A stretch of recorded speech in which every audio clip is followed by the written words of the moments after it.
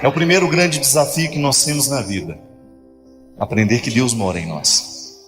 E esse é o princípio fundamental de toda a religião. Nos ensinar que nós somos um templo santo.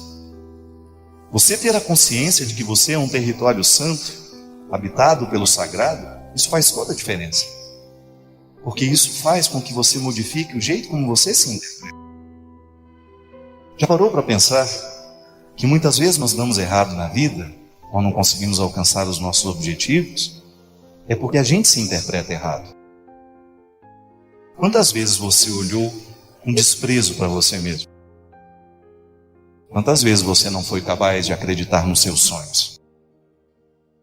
Quantas vezes nessa vida você permitiu que o pior do outro viesse morar dentro de você, porque infelizmente você se assumiu assim, como sendo um território que o outro faz o que quer?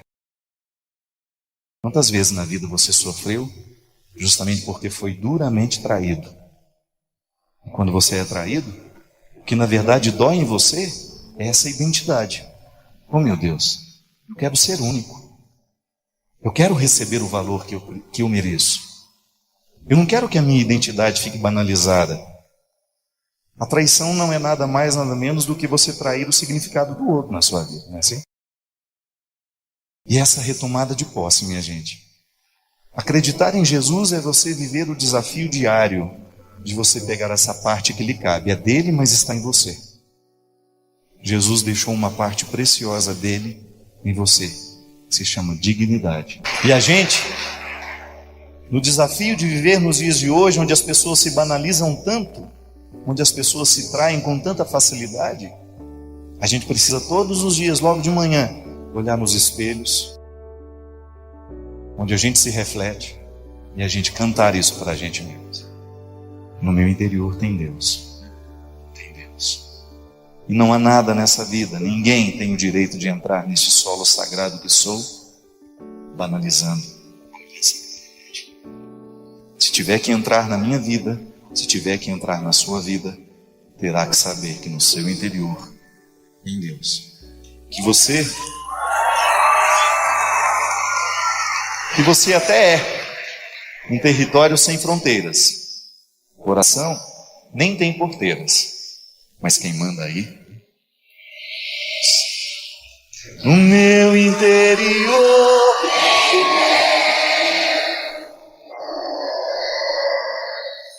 em Deus, eu sou um território sem fronteiras. Coração não tem porteira, mas quem manda aqui é Deus. Eu tenho certeza que hoje aqui tem muita esposa que está precisando lembrar o marido disso. Ó, trata com mais carinho, viu? Tem muita esposa aqui que precisa cantar esse refrão no ouvido do marido. No meu interior tem Deus. Tem muita namorada precisando cantar isso no ouvido do namorado, né? Olha, eu não sou um objeto não, viu? No meu interior tem Deus. Tem muito amigo precisando cantar um para o outro. Porque o verdadeiro amor, minha gente, o que nós verdadeiramente precisamos é aquele que nos ama com um amor parecido com o que o Senhor tem por nós. Eu sempre digo isso.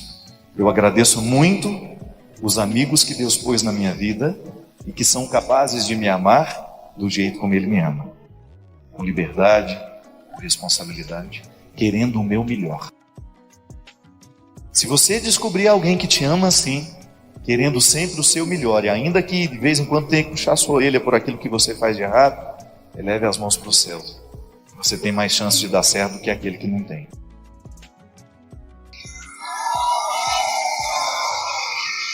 Precisamos trazer esse aprendizado para dentro das nossas casas.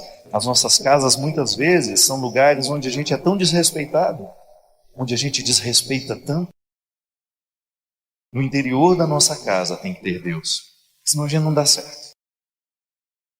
E a religião é essa oportunidade feliz que nós temos de levar adiante essa certeza de que Deus habita até mesmo o pior de todos os seres humanos.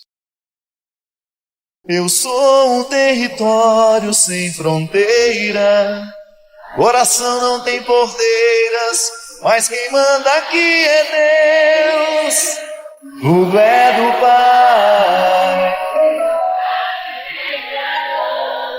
Bem mais forte é o meu Senhor que me cura. E quem aqui não precisa ser curado de vez em quando? Todo mundo, né? Eu sempre digo, minha gente, que o maior desafio de todos os dias, de todas as horas, é a gente saber lidar com a gente. Isso Deus nos ensina. O que Jesus fazia justamente na vida das pessoas era ensiná-las a conviver com elas. Porque a gente só pode dar certo na vida à medida em que a gente é capaz de conviver com a gente mesmo. Que a gente tem consciência dos nossos defeitos, dos nossos limites, das nossas possibilidades, a partir do momento que a gente sabe articular quem a gente é a favor. Para você ter condições de superar as suas fraquezas, para você ter condições de dar certo. Porque só para isso Deus colocou você no mundo, para dar certo, ser feliz, para conseguir amar e ser amado, para conseguir alcançar seus objetivos. E por isso vale a pena a gente se converter. Conversão é a oportunidade que a gente dá a Deus de nos ajudar a lidar com a gente. Porque no dia em que a gente aprende a lidar com a gente, em que a gente não se nivela mais por baixo, mas que a gente se empenha para superar cada dia, ninguém mais pode nos segurar. Essa é a ação de Deus na minha e na sua vida. É o milagre que todos os dias nós precisamos pedir a Deus. O Senhor, hoje, me dê condições de lidar bem comigo mesmo, Senhor. Porque se eu lido bem comigo, eu sou capaz de amar melhor os que estão do meu lado. Eu sou capaz de recomeçar os meus caminhos no momento do meu fracasso. Deus querido, aprender a cada dia os nossos fracassos. Canta comigo, meu povo. Tudo é do Pai, é dele a vitória. Tudo é do Pai, se sou fraco e pecador, bem mais forte é o meu Senhor, que me cura por amor. E toda vez que você sentir a tentação de desacreditar de si mesmo, toda vez que você achar que já chegou ao fim, que já não há mais o que fazer, recorde-se da palavra que ele diz, que você tudo pode naquele. Onde é que você está indo? Está indo buscar a sua melhor parte ou está se contentando com aquilo que você já achou de você? Está indo buscar a coragem ou está se acomodando na sua fraqueza? Está indo buscar os seus sonhos ou está se contentando com os pesadelos? Você nasceu para a vitória e Deus quer lhe revestir de todas as bênçãos, de todas as graças, para que você seja capaz de proclamar essa vitória na sua vida. Chega de preguiça. Preguiçoso não chega no céu não, viu? O máximo que vai conseguir é servir cafezinho na sala do purgatório. Agora eu olho para você daqui e eu não fico pensando que você tenha nascido para tão pouco. Você nasceu para o céu. O céu é o seu lugar. Estou errado? Vamos dar uma olhadinha em quem está do seu lado aí e diz assim: toma vergonha na cara. Vá buscar o seu melhor. Não se contente com a sua pior parte. Vá buscar a sua melhor parte. Porque você tudo pode naquele que lhe fortalece. Que eu... Vamos lá comigo. Prepare-se. Essa última frase para ser bem alta, para ser bem bonita. Que eu posso. É tão bom a gente poder dizer isso, né? Quando o outro fala assim: você pode vencer isso? E você diz: eu posso. Ah, isso é bom demais. Só para isso vale viver, minha gente. Para você se desafiar, para você não deixar a droga retirar a sua coragem, para não deixar a droga retirar a sua inteireza, para não deixar que ninguém venha retirar a sua inteireza, que você continue podendo. Ah, eu estou podendo. Que você tenha o direito de dizer isso, Faço um esforço danado, minha vida não é brincadeira, mas eu estou podendo.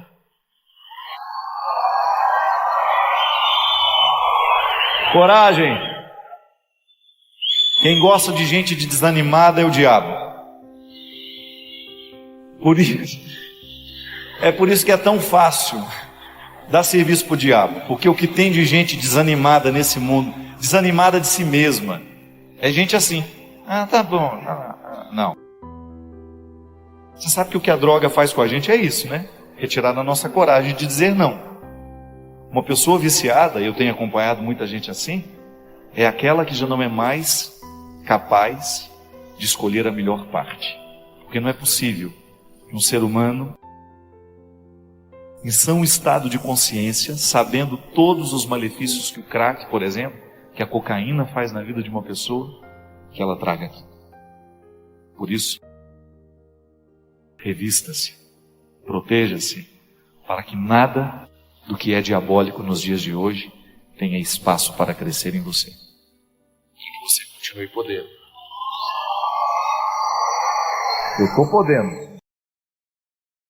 Quando alguém perguntar para você, e aí, como é que vai a vida? Você vai ter aquela... Não. Você responde, olha, estou na luta, mas eu estou podendo. Que eu posso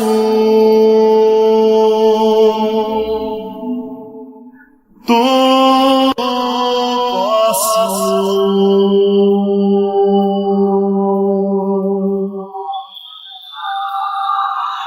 em Jesus.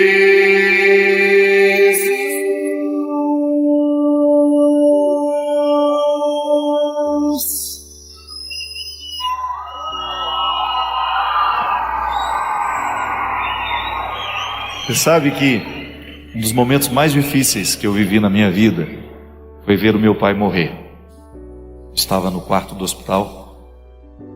Quando vi a respiração do meu pai terminando, aquele aparelhinho que mostra um sinal, né? E vendo a vida do meu pai ir embora, aos poucos. Você sabe que depois de tanto tempo, depois daquele acontecimento, graças a Deus no meu coração, eu não sou visitado em nenhum momento por um sentimento de remorso. Eu posso ter errado muito na minha vida, mas graças a Deus eu posso dizer que eu não errei com meu pai. Eu acho que eu fui um bom filho para ele. Ajudei, trabalhei com ele na construção civil, imagina só. Eu era um menino, trabalhando com meu pai era pedreiro. Eu lá coando areia lá na construção, era um desastre, mas ele me ajudava a me sentir útil. Vi o meu pai em situações difíceis, quando o álcool tomou conta do coração dele. Tão difícil quanto vê-lo morrer, foi ter que buscá-lo uma vez na sarjeta, caído. Conseguia voltar para casa. Enfim, amar é você mergulhar nos mistérios do outro. É você ver o tempo passar e ao mesmo tempo você não perder o entusiasmo que você tem por ele. Eu acho que o verdadeiro amor é aquele que mantém o entusiasmo até o fim. O mesmo amor que eu tinha pelo meu pai, quando o via cheio de utilidades, trabalhando, dando conta de administrar a nossa casa, era o mesmo amor que eu tive no momento em que eu o vi caído, sem forças para sair do próprio vício. Entender que a vida é esse processo, não tem como ser diferente, e que é muito bom quando a gente é capaz de suportar a dificuldade do momento, sem que a gente jogue a pessoa fora. Para que depois a saudade seja tranquila, como é a saudade do meu pai na minha vida. Eu não sei como é a sua relação com seu pai. Não sei como foi. Mas digo a você, vale a pena você se desafiar no momento da sua fraqueza, no momento em que você, de repente, quiser viver a comodidade de não amar direito, de esquecê-lo, de não perdoá-lo, estar ao lado dele no momento que ele precisa de você. Desejo, porque o amor, quando é bem amado no presente, ele é um travesseiro muito confortável para ser usado. Desejo que o seu amor pelo seu pai ultrapasse o tempo, que seja para a vida inteira, e que ele seja uma saudade boa para você se recordar. Sua mãe está aí agora, não? Quero que você cante uma música para ela, pode ser? Sua mãe está em casa? Vamos pensar nela agora nesse momento. Mãe, uma saudade maravilhosa de si. Aproveite cada instante dessa mulher, porque ela é guardiã das suas memórias mais secretas, mais preciosas. Espera, minha mãe, estou voltando. Que falta faz pra mim um beijo seu, orvalho das manhãs, cobrindo as flores, e um raio de luar que era tão meu, incendeia minha alma.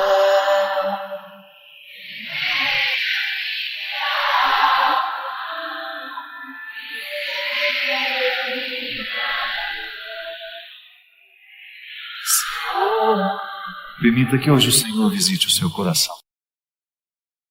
Permita que hoje o Senhor faça acontecer em você o que só Ele sabe que precisa. Você não pode ter vindo aqui por acaso. Deus te trouxe aqui por um motivo muito simples. Ele quer habitar o seu coração. Ele quer fazer parte da sua vida. Não como um fardo a ser levado, mas como uma amizade a ser vivida. Hoje Jesus está batendo a porta do seu coração e deseja ser seu amigo. Hoje Ele quer mudar o jeito como você olha para Ele. Você que tantas vezes olhou com medo, com receio, ou até mesmo com desprezo, achando que Deus não cabe na sua vida. Hoje o Senhor te trouxe aqui para modificar isso. E entrando no seu coração, ter a possibilidade de aliviar os seus fardos, daquilo que hoje é pesado em você. Permita que a ação de Deus, hoje, te liberte de tudo aquilo que é pesado na sua história. Permita que hoje a ação do Senhor faça em sua vida o mesmo que Ele fez na vida de Zaqueu, o mesmo que fez na vida de Madalena, de João. Modificou para melhor. Permita que o Senhor hoje enxugue a sua lágrima, que Ele cure dos traumas, que liberte dos vícios, que coloque esperança no coração desesperado, alegria no entristecido, saúde no que está doente, mas sobretudo, amizade no coração que ainda não sabe ser amigo dele. Permita que hoje o Senhor visite a sua casa, a sua vida. Diga a Ele comigo. Visualize esse rosto do Senhor.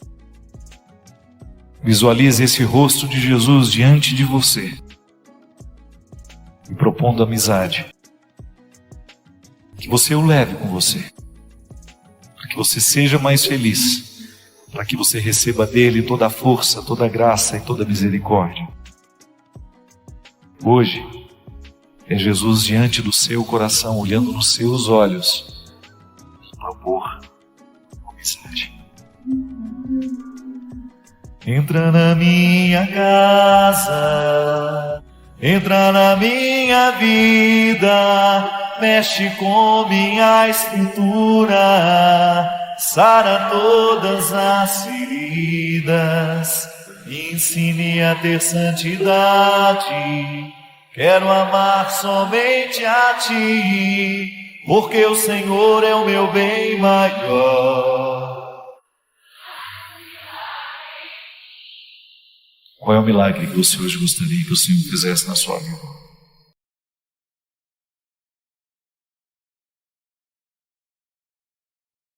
A regressão é um processo terapêutico que os profissionais é que fazem, né? Muito contestado. Tem muita gente, tem muito psicoterapeuta que gosta da regressão, tem outros que não. Há a regressão inconsciente, que é aquela que a pessoa parece que ela está dormindo, né? Ela é induzida a um processo, sei lá se chega a ser, acho que não é inconsciente aquilo. Ela toma um contato com a própria vida, com a própria história, com os fatos, naquele estado que não é o de consciência igual nós estamos agora. Então ali, segundo essa perspectiva, eles acreditam que muitos traumas são curados, porque a pessoa chega a um nível de reflexão, de contato com aquela realidade que conscientemente ela não tem coragem de chegar por causa dos medos, os bloqueios que o próprio fato causou dentro dela. Por outro lado, tem na psicologia de Jung, né, eles trabalham um pouco dessa regressão mais consciente. Eu acredito muito que a mudança de hábitos, ela favorece a nossa vida psíquica. Eu sei que dentro dessa perspectiva, a regressão é consciente. Ela acontece sem essa necessidade de ficar lá meio num estado que não é, né, o consciente, mas ela trabalha com essa regressão consciente, que é o momento que a gente vai conversando, porque regredir é isso, né? Não tem muito mistério, né? Agora é bom que você esteja acompanhado por um profissional, né? Às vezes, como amigos, a gente regride um com o outro, né? Não é verdade? Você começa a contar uma história, daqui a pouco aquela história lhe emociona e você começa a chorar. A gente só conta isso à medida em que a gente se sente acompanhado, que você tem confiança na pessoa que está do seu lado. Quando você tem liberdade de contar a sua história, você de alguma maneira você está fazendo a regressão. Não estou falando daquela que você faz dentro do consultório. Eu estou falando deste processo de cura que nós muitas vezes podemos viver cada vez que a gente tem coragem e confiança de contar o que nos aconteceu. A palavra que a gente diz, ela tem o poder muito grande de nos libertar. A palavra, aquilo que a gente fala, aquilo que a gente escuta, a palavra que está tocada pela sensibilidade artística, a música, a poesia, a linguagem gestual, né? Tudo isso é tão capaz de entrar dentro de nós e nos fazer tocar algumas coisas da nossa vida que às vezes estão esquecidas. É aquela velha história, às vezes você escuta uma música, você sente o cheiro da sua infância com a música que você escutou. Eu escuto aquilo e é impressionante o quanto que eu faço um retorno no tempo. Eu vejo a minha casa, as panelas da minha mãe, o sofá cheio de buraco, o gato escondido dentro do buraco do sofá, papagaio, bala de manga, tudo, né? É impressionante o quanto que aquelas músicas acendem dentro de mim a memória afetiva. Porque isso é muito interessante. É impressionante o quanto que a música nos faz voltar no tempo.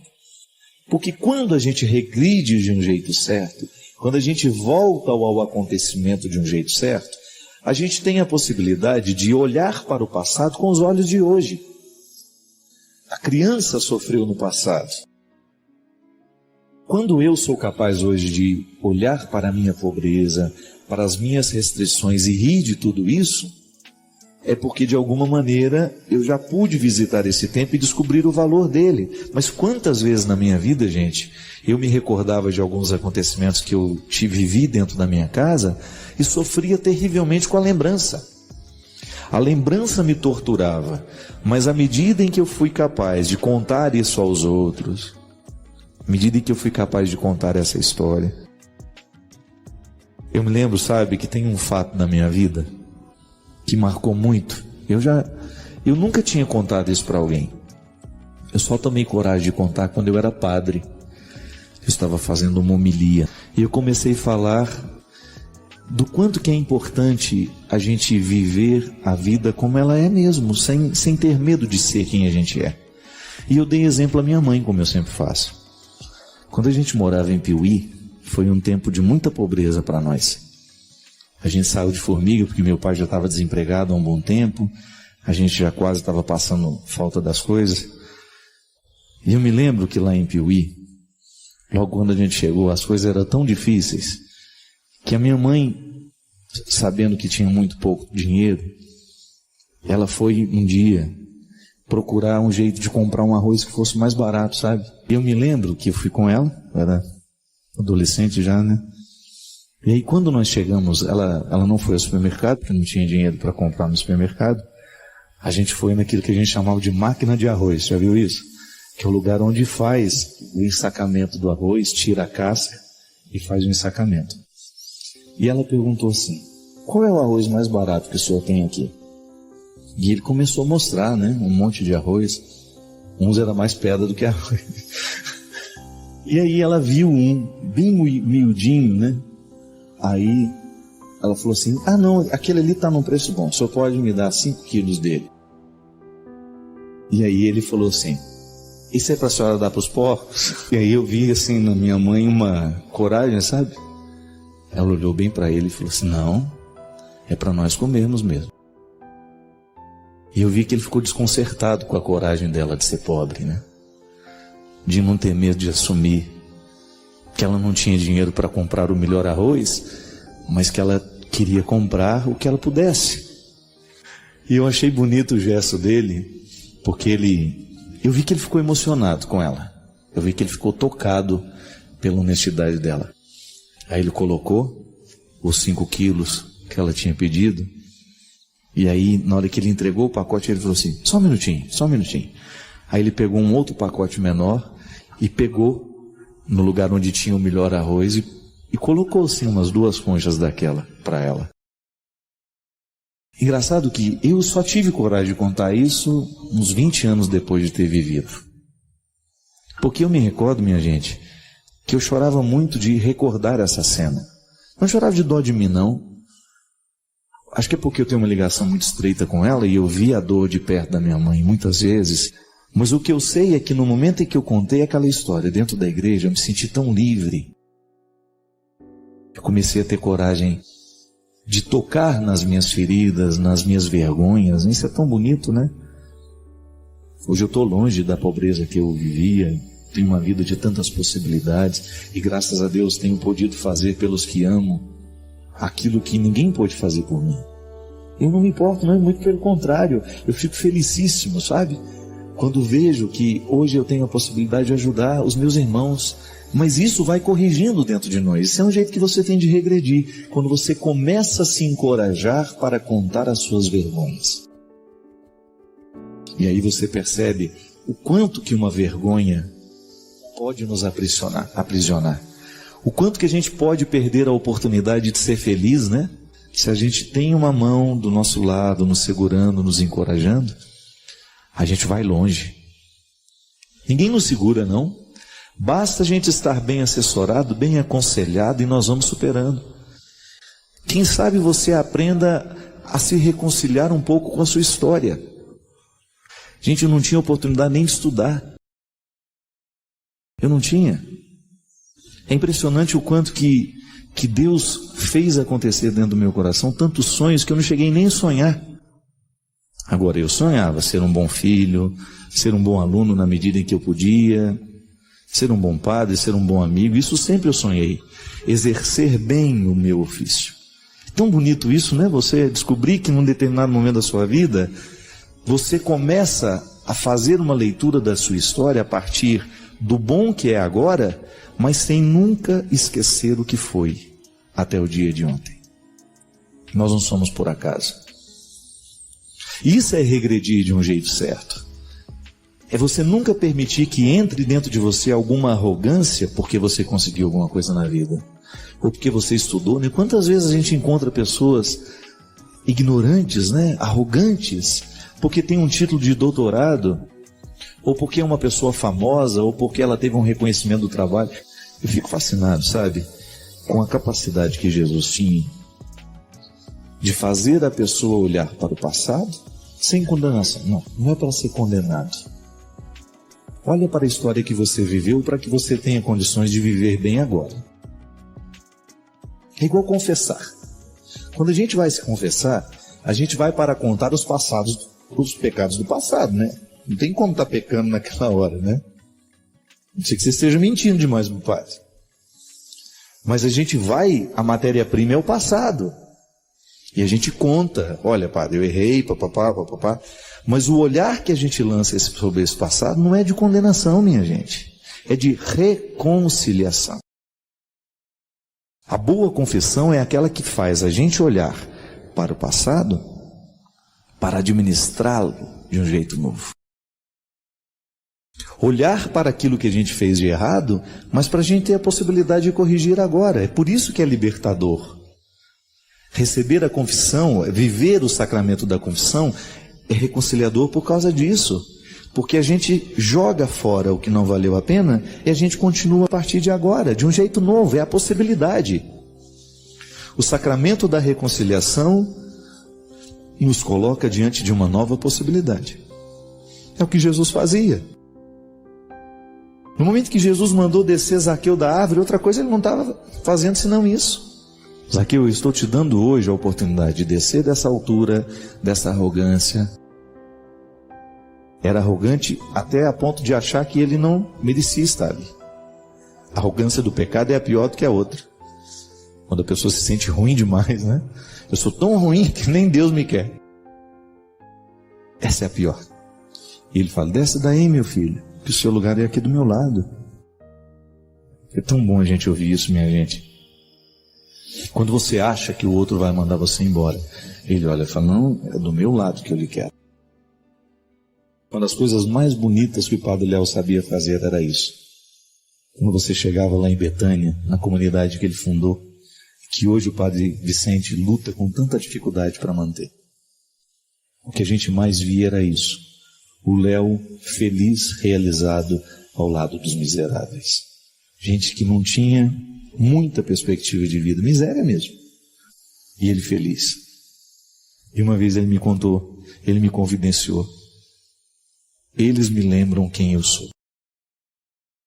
Mesmo que eu esteja bonitinho por fora, mesmo que os meus dentes estejam todos arrumadinhos, mesmo que a minha roupa esteja limpa, mesmo que eu não esteja drogado, os meus meninos, os meus filhos, lembram a minha indigência. E ao cuidar deles, eu cuido de mim também. O tempo todo nós precisamos viver essa experiência. Olha, eu quero deixar o que passou agora e eu quero começar uma nova vida. É o que Deus nos propõe, minha gente. E é o que nós precisamos querer. Queira também. Queiramos juntos. O mundo fica muito mais fortalecido, muito mais bonito, muito mais agradável, quando nós nos dispomos a fazer essa experiência.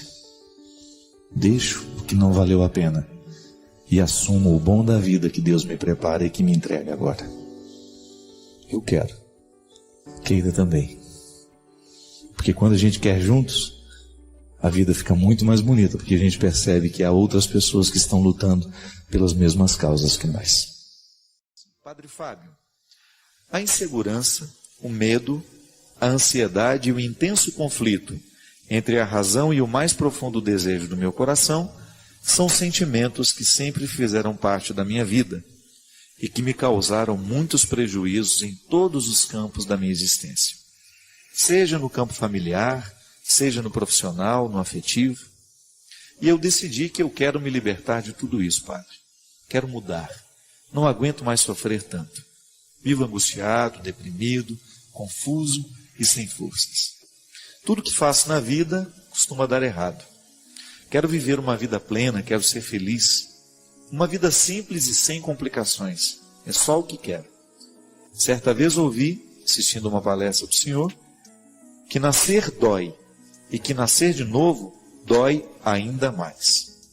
Eu estou tentando nascer de novo, pois vivo uma vida de pecado e lhe confesso que realmente dói. Quero entregar minha vida a Deus e para tal que tenha forças, porque o que o mundo oferece é muito atraente, porém são ilusões e armadilhas. Peço que o Senhor me ajude, que o Senhor me conduza na direção a partir de tudo aquilo que eu te dou. Considero um rapaz bom, honesto, trabalhador, inteligente, querido, pela família, pelas pessoas, mas realmente estou precisando de uma mudança. E estou disposto a entregar a minha vida a Deus. E a partir disso, Wanderson, lá de Pedralva, Minas Gerais. Obrigado, Wanderson. Obrigado pelo testemunho, né, que também é uma partilha. Ao mesmo tempo que você fala das suas lutas, você fala também das suas esperanças. Isso é importante. Wanderson, na vida, nós precisamos descobrir o nosso lugar, né? Eu acredito que todas essas ansiedades que são próprias, não sei qual é a sua idade, mas sinto que você vive um momento de muitos conflitos. Todos nós passamos por isso, né? A psicologia chama isso de crise normativa. Por que é normativa? Porque é normal, todo mundo passa. Eu passo, você passa, o Nilson passa, as pessoas que estão aqui. Existem algumas fases da nossa vida que essas crises são mais agudas. A primeira grande crise, por exemplo, que nós enfrentamos, do ponto de vista existencial, é justamente a adolescência. Porque na adolescência a gente vive uma fase de transição. A gente já não é mais a criança que era, mas também a gente ainda não é o adulto. Então essa fase é uma fase de desconforto existencial. Todo mundo que convive com um adolescente sabe. O adolescente é meio revoltado, né? Ele acha que o mundo está todo errado, ele não se sente compreendido por ninguém. Fase normativa, faz parte da vida. Quando nós vivemos essas fases, e ela pode vir em outros momentos da vida, existem alguns profissionais que dizem que todo final 9, para nós, será sempre de conflito. Porque nós estamos finalizando uma fase da vida, começando outra. 9, 19, 29, 39, 49, 59, e os que têm a graça de depois chegar até o 99. Toda vez que nós passarmos por essas transições, é natural que a gente viva. Mas é natural também que a vivência desses conflitos e a experiência saudável dessas crises venha nos colocar num contexto de sabedoria para que a gente não pense que esta crise é a vida. É uma diferenciação muito difícil de fazer, mas nós precisamos fazer. A crise que eu estou vivendo não pode ser confundida com a vida que eu tenho. Às vezes ela pode ser muito volumosa e me dar essa ilusão de que toda a minha vida está em crise. Não. Às vezes eu tenho uma ou outra crise, por exemplo, no contexto familiar. Posso ter uma crise de fé, no meu contexto religioso, espiritual. Posso de repente ter uma crise com um amigo, né? Posso de repente ter uma crise com o namorado, com a namorada, com o irmão. O grande problema é quando aquele ponto, aquela situação pontuada, começa a abranger a vida toda. Aí então, o conflito que você teve na vida afetiva começa a atrapalhar a sua vida profissional, sua vida familiar, sua vida espiritual. Aí a crise é como se fosse um rio que recebeu água demais e não cabe dentro dele. O que ele faz? Ele transborda. O que nós precisamos fazer? Administrar bem a crise. Como? Primeiramente, descobrir por que ela existe. Por que eu estou angustiado? Por que eu estou tão deprimido? Por que eu estou tão cheio de ansiedades, inseguranças, medos? Que são as palavras que você usou. Por que tudo isso hoje é presente na sua história? Então, ao invés de olhar tudo isso de maneira muito completa, muito totalizante, né? Tente particularizar onde é que nasce esse desconforto. É claro que ele tem uma origem. É claro que ele tem uma causa. A gente sabe que não adianta nada a gente tentar cuidar do efeito se a gente não sana a causa. Não é assim a vida? Se eu tenho uma infecção, não adianta eu só tirar a febre. Eu tenho que descobrir a causa da infecção e trabalhar a causa dessa infecção, que naturalmente a febre vai embora. Crise geralmente é uma febre. É uma febre que vai doer em nós e que vai retirar a nossa tranquilidade, porque alguma coisa está em desarmonia. E aí, meu filho, você precisa saber. Pode ser que a sua crise esteja diretamente ligada ao seu desconhecimento ainda de qual é o seu lugar no mundo. Minha gente, é tão importante isso. A vida precisa nos encaminhar para esse conforto. Eu acho que todos nós merecemos isso. Num determinado momento, você ter aquela satisfação de saber, eu estou no lugar certo. Escolhi certo. Tenho problemas, mas estou no lugar certo. Porque a gente não vai tolerar as dificuldades se a gente estiver no lugar errado. Se a gente estiver no lugar certo, se a gente estiver fazendo da nossa vida aquilo que a gente realmente sabe que deveria fazer, as dificuldades que serão próprias deste contexto serão facilmente administradas. Muita gente não consegue administrar o momento presente difícil, justamente porque tem consciência que está fazendo um erro terrível, que está cometendo um atentado contra a própria vida. É aquela velha história, meu Deus do céu, eu estou desperdiçando a minha vida com uma profissão que não me satisfaz. Eu estou comprometendo a minha felicidade num estado de vida que não me realiza. É como se em um determinado momento da minha vida eu descobrisse que eu sou um padre infeliz, que eu não deveria ter sido padre. Que eu fui padre por acidente, seria terrível. Da mesma maneira como alguns colegas meus descobriram que ficaram padres não porque queriam, porque foram empurrados no próprio processo formativo, ou porque não tiveram coragem de sair do seminário, não tiveram coragem de contrariar a mãe, contrariar o pai, a madrinha que já tinha escolhido, que já tinha comprado o paramento para ele, e depois estava lá, numa vida de infelicidade, de irrealização, dando um contra-testemunho terrível. Por quê?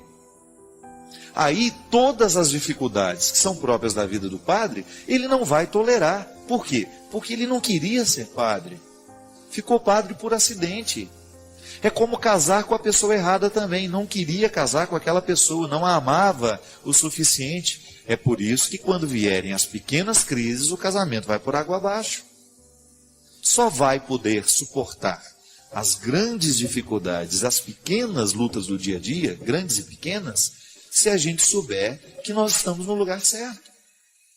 Se eu estou vivendo a minha vida do jeito certo. Isso é importante.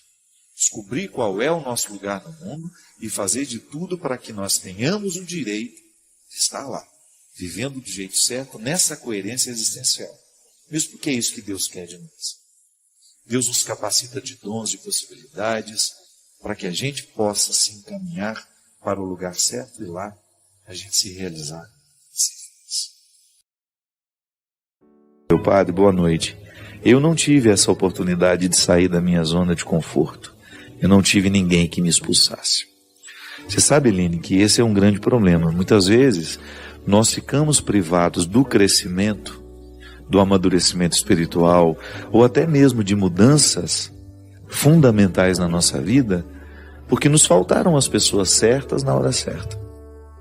O Padre Zezinho tem uma expressão, aliás, o Padre Zezinho é um dos homens que eu mais admiro, e ele tem uma frase que eu sempre gostava, ele dizia, dizer a palavra certa, no momento certo, para a pessoa certa. É verdade. Às vezes nós ficamos privados da mudança, porque nos faltou alguém que nos indicasse um caminho na hora certa. Que depois talvez pode ser que não dê tempo mais. A gente chega atrasado, passou aquela fase que o outro poderia realizar a mudança, e a mudança não aconteceu. É como, por exemplo, receber um casamento, um conselho de um casamento que a gente sabe que vai dar errado. Quando você já percebe os indícios de que não há amor, de que há muito mais um sentimento de posse, uma neurose administrada, né? E aí ninguém ajuda a esclarecer isso na cabeça dos dois. E eles imaturos vão se casam. Às vezes falta alguém que naquele momento faça a intervenção. E às vezes o momento da intervenção ele é doloroso para quem faz e para quem recebe. E é por isso que a gente precisa ter o jeito certo de dizer, né? Para que o outro não compreenda a nossa intervenção como, enfim, não perceba apenas o aspecto desagradável da desinstalação. Porque ser desinstalado, gente, é ruim. É como se alguém dissesse para você: olha, nós vamos ter que mudar você desse quarto para o outro. Você já desfez a mala, já está tudo nos cabides, você já se acostumou com essas paredes, você já tem os seus objetos esparramados. Primeira coisa que você pensa é no trabalho que você vai ter de levantar esse acampamento para passar para outro lugar. Pode ser que você tenha uma natureza diferente da minha. Eu, por exemplo, fico com preguiça de imaginar essa mudança. Pode ser que você seja diferente e pense: que bom, eu gosto de mudar sempre. Mas o desinstalar afetivo, emocional, não é fácil. Por exemplo, quando nós perdemos uma pessoa, quando você precisa terminar um relacionamento, ou quando você precisa mudar aquele relacionamento, que não significa terminar, mas significa mudar. De repente existia intimidade demais e você percebeu que aquela pessoa não estava usando o que ela sabia de você com responsabilidade, então você precisou fechar um pouco as portas. Isso também acontece. Não é que você rompe com o outro, você modifica. Isso desinstala. Isso é desconfortável. E às vezes nos falta a sabedoria de compreender o próprio processo. A gente acha que aqui o sofrimento do estar desinstalado vai ser definitivo, né? Não é. Não será definitivo. Você passa a mão na cabeça, o sofrimento e a luta, e você só vê isso. Não. Há uma libertação depois. Há uma mudança depois. Você acha que foi fácil para mim ir para o seminário? Deixar a minha estrutura de vida? Volto a dizer, por mais desconfortável que fosse. Gente, há desconfortos que a gente só identifica depois que a gente sai deles.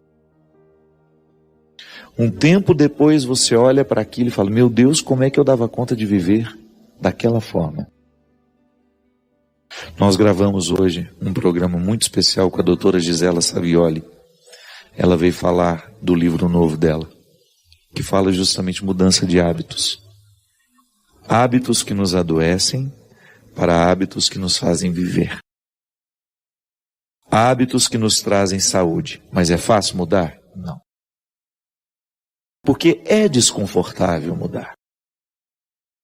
O ser humano tende a se acomodar, inclusive àquilo que o faz mal.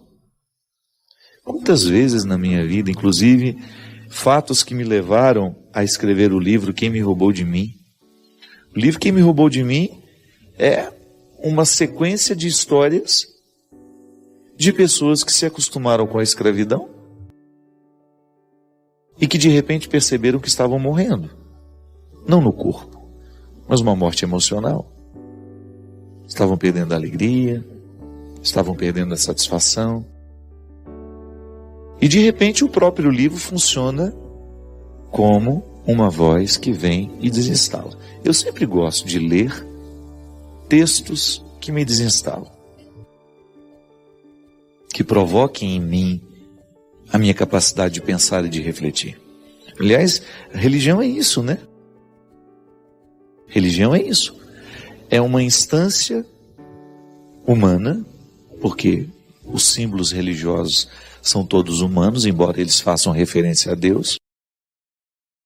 São textos de realidades humanas que nos ajudam a pensar a nossa vida. E esse pensar a nossa vida tem de ser o exercício diário. Eu não posso viver bem se eu não reflito a vida que eu vivo. É aquela velha história que eu falava no início do programa. Eu me acostumo com o pouco que eu já encontrei de mim, e a religião vem, me coloca conceitos novos, compreensões novas, que me fazem pensar no muito que Deus já enxerga no pouco que eu já sou. Vamos repetir isso, que parece difícil, mas não é. A religião, ela pode me ajudar a partir do pouco que eu consigo ser, acreditar no muito que Deus enxerga no pouco que eu já sou. Aí eu tenho um processo a ser vivido. Da mesma maneira como para eu me tornar doutor, eu tenho etapas. Primeiro eu preciso aprender a ler e escrever. Um doutor, um dia, precisou de o grande doutor hoje, um dia precisou de alguém que o ensinasse a ler e escrever. Aliás, nessa emoção imensa, que foi um grande presente, que o programa do Caldeirão do Hulk me deu, uma homenagem lindíssima, muito respeitosa, né? Primeiro porque o Luciano é meu amigo, ficamos amigos de uma forma muito especial numa missa. Ficamos especiais, a Angélica é muito católica, a família viveu um acidente terrível, né, e saíram todos vivos. E aquilo mudou a estrutura daquela casa, mudou a estrutura daquela família. Eu fiquei amigo deles neste momento. E, pelo carinho que ele tem comigo, me proporcionou um programa que reconstruiu aquilo que eu considero o divisor de águas na minha vida. Foi a minha escola. A oportunidade que eu tive de aprender a ler e escrever, e de depois, dentro daquela escola, descobrir a biblioteca que abriu a minha mente. Agora, foi bom ir para a escola? Não. Eu sinto até hoje o frio na barriga daqueles primeiros dias. Tenho pavor de escola até hoje. Eu vejo um lápis bicolor, me dá até um arrepio, de tanto pavor que eu tinha daquele lápis. Sabe aquele de um lado era azul, do outro lado era vermelho? Eu tenho pavor daquele lápis. Tudo que me lembra a escola me dá frio na barriga. Mas eu precisei viver, cara. E sei que foi a experiência mais desconfortável, que foi a primeira vez que eu fui expulso da minha casa, foi a primeira vez que eu fui desonerado, que eu precisei ir viver um mundo que não era o meu. Mas, por outro lado, aquela primeira expulsão, depois as de muitas outras, foram fundamentais para as mudanças que Deus fez na minha vida. Sabe, minha gente, neste mundo que prega tanto a mesmice, neste mundo que está acostumado a passar a mão na nossa cabeça, a retirar a nossa autoridade como pai e mãe, ou a nos fazer pensar que a amizade ela só tem sentido se for para a gente se divertir juntos, vai ficando cada vez mais difícil a gente ser desinstalado. E esse problema que a Eline diz aqui, de que não teve alguém que a desinstalasse na hora certa, pode ser. Tanta gente imatura, gerando filhos imaturos, tantas amizades imaturas que só falam de futilidades, os nossos encontros, as nossas diversões, as músicas que a gente escuta, sempre banais, tão pouco evocando o que há de mais nobre, o que nos faz pensar, ou o livro que a gente lê, ou o livro que a gente não lê, né? Tudo muito superficial, tudo especialmente superficial preparado para nós. Vai ficando difícil a gente ser expulso. Nós vamos ficando acomodados. E é por isso que nós vamos quebrar essa regra. Porque não dá para amadurecer, não dá para crescer sob essa regra. O amadurecimento ele só será possível aos que estiverem dispostos a viverem a expulsão. Permita ser expulso daquilo que você considera hoje como uma acomodação. Ou então, pelo menos, se permita questionar se o lugar que hoje você está é o seu lugar. Ah, padre, mas é tão desconfortável recomeçar. Ah, eu não vou mexer não, deixa quieto. Não. Essa vida é preciosa demais, ela é única. Para você gastar num papel que não lhe cabe? Não. O sacrifício vale a pena, desde que seja para nos tornar quem de fato podemos ser. Aí todo o sacrifício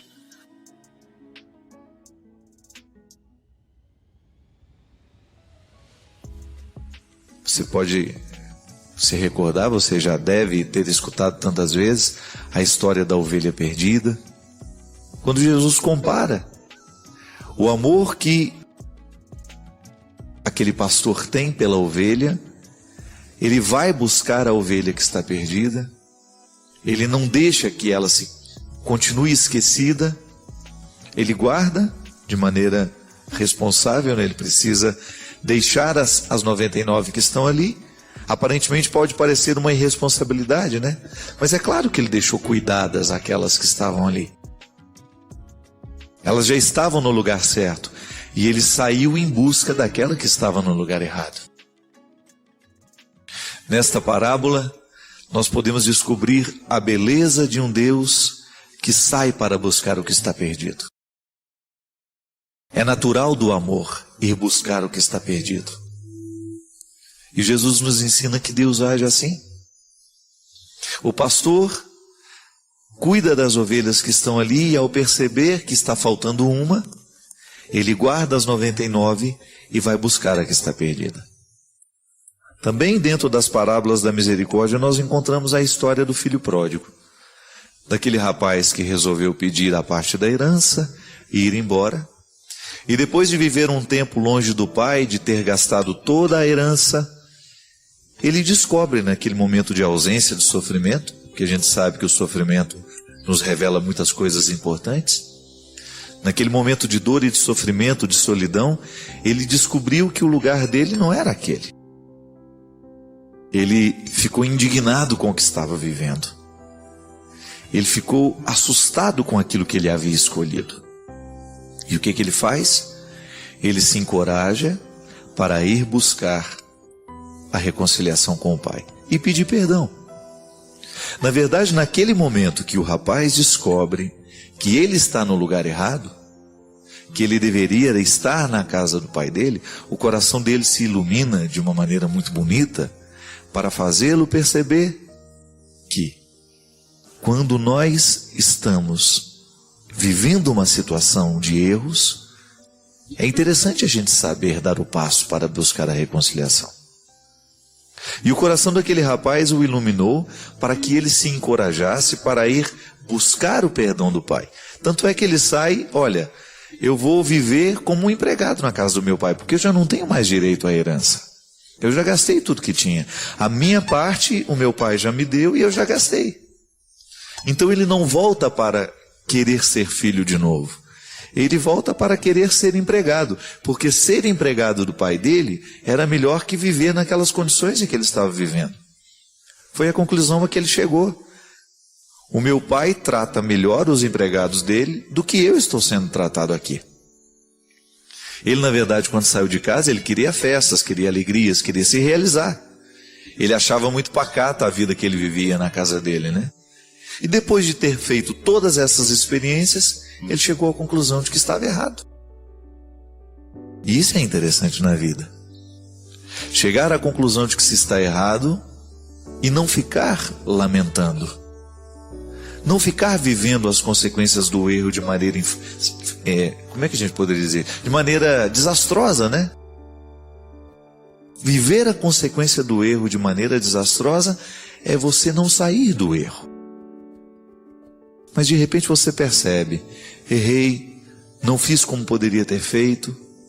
Aí você vai buscar o acerto que você ainda tem direito. A misericórdia de Deus nos ensina isso, minha gente. Nunca é tarde para que a gente reconheça de que nós estamos no lugar errado. O pecado é o lugar errado. As escolhas infelizes que nós vamos fazendo, que vão destruindo a nossa vida, não é para isso que Deus nos projetou. Mas aí a gente precisa ter a coragem de acreditar que o Deus que nos espera está lá para nos tratar como filhos, não como empregados. E foi a grande transformação que aconteceu no coração do rapaz.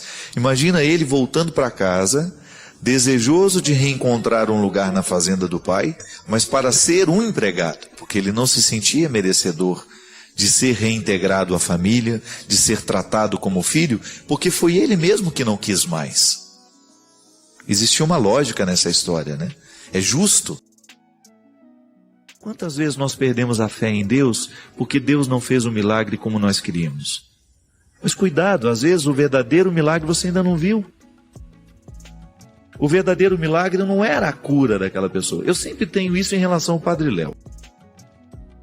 Padre Léo, todos nós rezamos pela cura do Léo. Quem não rezou pela cura do Léo? Todos nós rezamos. A gente apressadamente poderia dizer, a cura do Léo não aconteceu. Não aconteceu como nós pedimos. Concorda comigo? Ele não viveu, ele não sobreviveu ao câncer. Mas e o que aconteceu no coração do Léo durante o processo da doença dele? Você não acha que a sua prece chegou aos ouvidos de Deus e que Deus curou o Léo da melhor forma como ele precisava ser curado antes de deixar esse mundo? Minha gente, é muito relativo. Viveu 20, viveu 30, viveu 50, viveu 40. Nós somos muito apegados. Nós somos muito apegados à realidade concreta, carnal, material. O Padre Léo faz uma falta danada na evangelização do Brasil. Eu concordo. Faz falta na minha vida.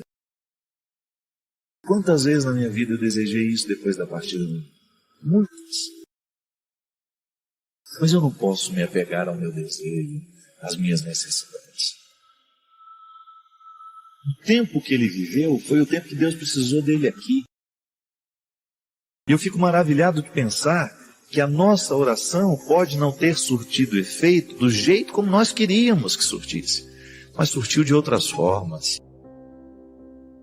É muita pretensão nossa achar que Deus vai fazer o que a gente determinou. A maneira mais bonita que nós temos de rezar é entregando a Deus a situação e que agora Ele cuide. Nós vamos fazer a nossa parte, nós vamos buscar o tratamento, nós vamos agilizar as nossas coisas, nós vamos dar entrada na documentação, nós vamos buscar os nossos direitos, nós vamos lutar, nós vamos fazer isso, vamos fazer aquilo. Mas vai chegar um momento em que nós vamos precisar deixar que a graça e a ação de Deus nos atinja como Ele decidiu. É muito cansativo, minha gente. Eu fico vendo isso na minha vida. Como muitas vezes é cansativo. E o processo se torna ainda mais cansativo quando eu quero ter tudo nas minhas mãos. Quando eu não sei delegar. Quando eu não sei confiar naquele membro da minha equipe. Pode observar como nós muitas vezes ficamos exaustos, cansados demais, porque nós insistimos em tomar conta de tudo. Nós não sabemos delegar. Não sabemos atribuir responsabilidades. Agora você já imaginou? Se até na nossa oração nós temos dificuldade de entregar a Deus, coloca nas mãos dele. Você não sabe no que vai dar. É fé. Porque se você soubesse no que daria, aonde você chegaria, o que seria, você não precisaria ter fé. Ter fé é você colocar na mão do outro e você acreditar que ele vai fazer. Como ele vai fazer? Você precisa ter fé. Você vai confiar. Muitas vezes as nossas insatisfações são geradas ali. Quando nós entregamos a Deus o pedido, mas já damos a Ele o manual de instruções de como nós queremos que aquele pedido seja atendido. Deus não é uma bula de remédio que pode ser lida e pode ser facilmente compreendida. Deus é mistério. A revelação de Deus na história são indícios do que Ele é, para que a gente possa chegar a essa verdade. Mas Deus é preservado no seu mistério. A sua ação no mundo é sempre misteriosa. Aqui, agora, nesse momento, aí, no seu coração, alguma coisa pode estar acontecendo. Algum milagre pode estar sendo realizado agora, porque você resolveu deixar Deus agir. Pode ser que você esteja nervoso demais, preocupado demais com o que vai ser, com o que vai acontecer. Pode ser que você esteja desperdiçando muitas energias. Pode ser que você esteja rezando por uma pessoa e você esteja apavorada porque essa pessoa pode morrer a qualquer momento. Pode ser que você esteja com medo de perdê-la. Confie. Deus está do seu lado, não se sinta só nessa hora. O pior sentimento que nós podemos ter na vida é solidão, minha gente. E Deus quebra esse sofrimento, esse sentimento, cada vez que nós, de maneira madura, nos aproximamos dele, estendemos as mãos e acreditamos que ele sempre tem uma alegria para nos oferecer, um crescimento a nos proporcionar. É fé. É a oportunidade que nós temos de dar a Deus o direito de comandar a nossa vida, de nos ajudar neste processo de travessias, de andanças. Nós precisamos chegar lá. Deus quer a nossa maturidade, Deus quer o nosso crescimento. Mas para a gente chegar lá, nós precisamos segurar na mão dele, nós precisamos confiar que o lugar para onde ele vai nos levar é melhor do que o lugar onde a gente está hoje. Não tenha medo disso. Coloque-se nas mãos de Deus, coloque as realidades que você acha que estão pesadas demais sobre você, confie. É sempre bom a gente saber que alguém muito mais competente do que nós está cuidando daquilo que nós não sabemos cuidar sozinhos. Isto é Deus. Muito mais competente do que nós. Porque só Ele sabe o que verdadeiramente pode fazer feliz o nosso coração. Quantas vezes nós perdemos a fé em Deus porque Deus não fez o milagre como nós queríamos? Mas cuidado, às vezes o verdadeiro milagre você ainda não viu. O verdadeiro milagre não era a cura daquela pessoa. Eu sempre tenho isso em relação ao Padre Léo. Padre Léo, todos nós rezamos pela cura do Léo. Quem não rezou pela cura do Léo? Todos nós rezamos. A gente apressadamente poderia dizer, a cura do Léo não aconteceu. Não aconteceu como nós pedimos. Concorda comigo? Ele não viveu, ele não sobreviveu ao câncer. Mas e o que aconteceu no coração do Léo durante o processo da doença dele? Você não acha que a sua prece chegou aos ouvidos de Deus e que Deus curou o Léo da melhor forma como ele precisava ser curado antes de deixar esse mundo? Minha gente, é muito relativo. Viveu 20, viveu 30, viveu 50, viveu 40. Nós somos muito apegados. Nós somos muito apegados à realidade concreta, carnal, material.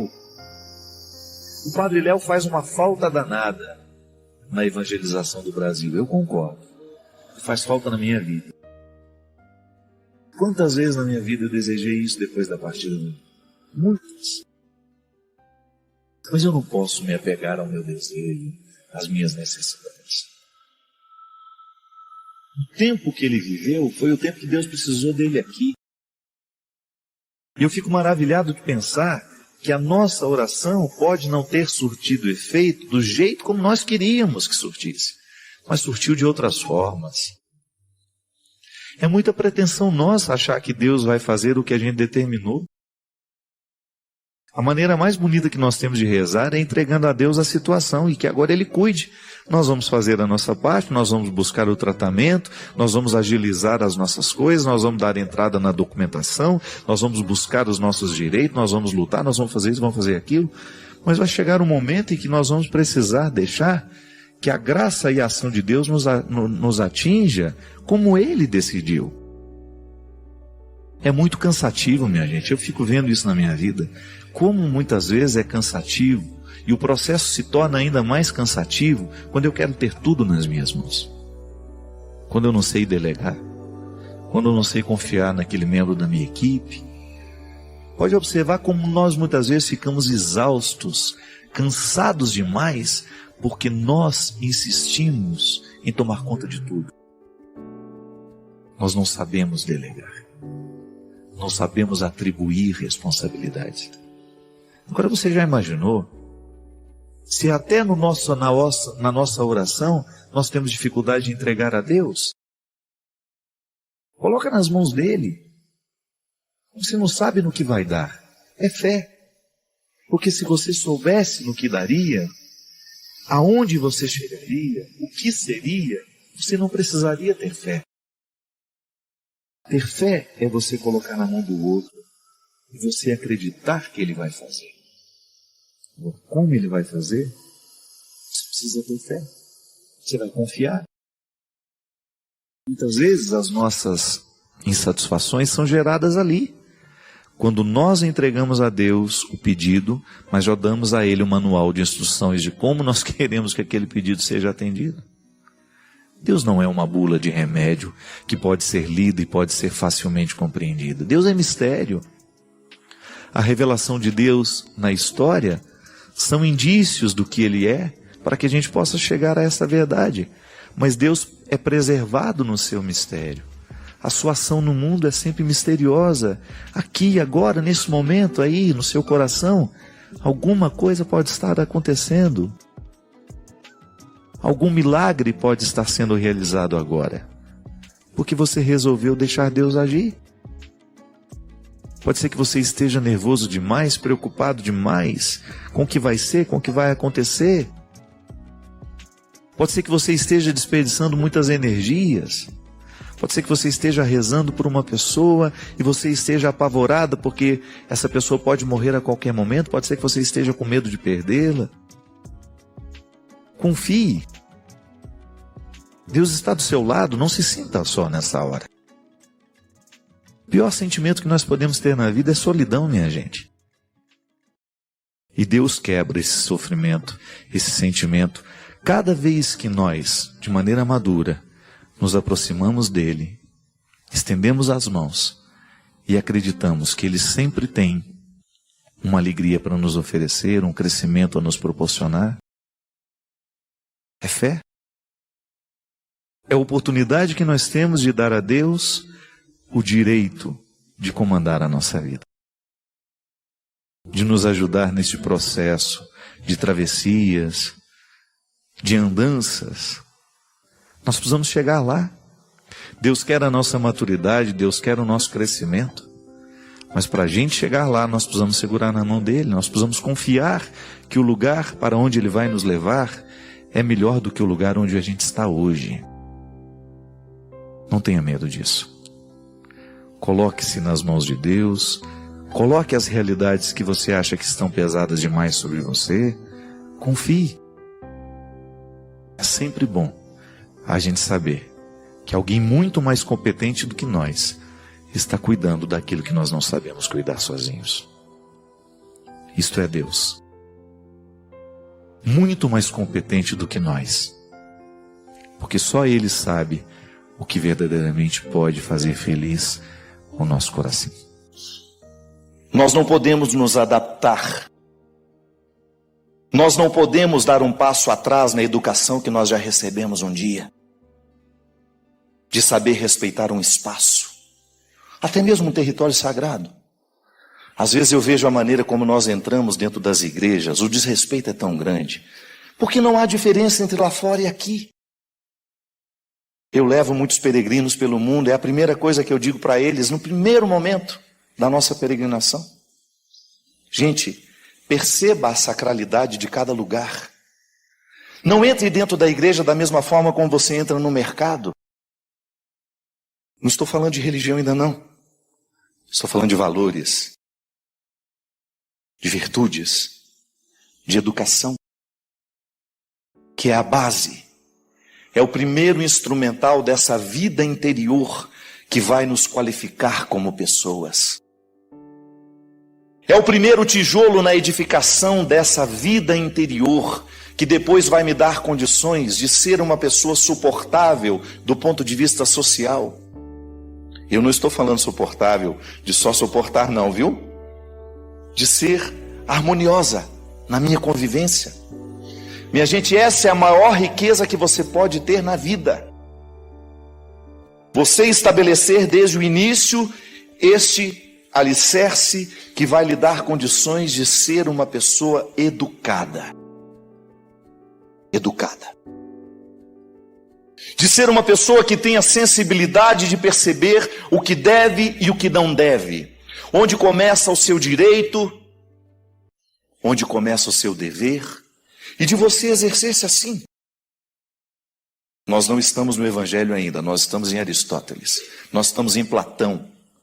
Nós estamos nos primórdios da filosofia, dessa filosofia ocidental que nós conhecemos, que inclusive estabeleceu as nossas normas de direito, de política, de economia. Mesmo que você nunca tenha lido uma página de Aristóteles, mesmo que você nunca tenha lido uma página de Platão, a sua fé, essa sistematização teológica que nós temos, foi influenciada por eles. Mas Jesus, o que tem Jesus a ver com essa história? Não. Jesus é absolutamente original no que disse. Quando eu digo na sistematização teológica, é quando nós vamos estudar Tomás de Aquino, quando nós vamos estudar Agostinho, porque esses homens eram muito inteligentes. E eles começaram a pensar a fé a partir da filosofia. Eles deram um passo atrás. Eles quiseram trazer racionalidade para que o nosso discurso pudesse ser respeitado pelos outros, antes por nós mesmos. Sabe por quê? Nós só vamos viver se de fato houver uma coerência para nós. O que nos faz adeptos de Jesus é quando nós percebemos que a palavra que Ele nos propõe, que a lei, que a regra que Ele nos sugere faz sentido. Antes disso não há segmento. Não há segmento antes do conhecimento da verdade. Você pode até ter uma participação. Você pode até ser um número na estatística, mas você ainda não é cristão. Você pode até ser católico, mas ainda não é cristão. Você pode até ser um evangélico, mas ainda não é cristão. Há uma sala de estar onde nós corremos o risco de passar uma vida inteira achando que já estamos no principal lugar. A palavra de Deus na nossa vida só faz sentido quando nós percebemos a coerência. Isto é, está alinhavando com o sentido tudo aquilo que eu compreendo e sei de mim. Porque é em mim que o mistério se realiza. É em mim que Deus é possível. Ah, mas padre, então para que eu saio e vou à igreja? Para você chegar até você. Isso é fantástico. E está lá naquela passagem que Jesus se encontra com a samaritana e faz um itinerário maravilhoso de viagem interior com aquela mulher. Aquela mulher estava privada de estar no templo. Ela estava privada da geografia da fé. Jesus liberta aquela mulher na chave principal, onde todos os grilhões das suas escravidões estavam presos, colocados. Mulher, vai chegar um momento, e o momento já chegou, em que não será aqui, não será ali, não será lá, mas será em si mesmo, em espírito, em verdade. Então eu posso simbolicamente, religiosamente, sair da minha casa e ir até a igreja. Por quê? Porque lá, aquelas paredes, aquele altar, aquela liturgia, me facilita entrar para dentro de mim. E entrando dentro de mim, eu começo a viver a experiência de um confronto pessoal com Deus, que vai me mostrando cada detalhe da minha indigência, sem nunca me rejeitar. Nunca me rejeita. A minha indigência, essa indigência moral que eu descubro, essa indigência emocional, e aí você pode desdobrar essa indigência em todos os aspectos que você percebe em você. Eu tenho indigências morais, você tem. Nem sempre eu sou justo. Nem sempre na minha relação com as pessoas eu sou capaz de fazer prevalecer a justiça. É uma indigência. O que provoca essa indigência? É um dever de casa a ser feito. Em algum momento da minha vida, alguém me traumatizou, alguém me negligenciou uma necessidade, e pode ser que aquilo tenha ficado definitivo em mim, o medo de não ter. Geralmente, quando a gente foi muito pobre na infância, a gente leva um tempo para ser generoso depois que a vida nos deu alguma coisa. Não é verdade? Há pessoas que não. Há pessoas que parece que já saem da pobreza prontos para a generosidade, mas nem sempre é assim. Quantas vezes eu experimentei isso em mim? Vivi muita indigência material e de repente eu tinha. De repente não estou mais privado. Mas a minha tendência era acumular.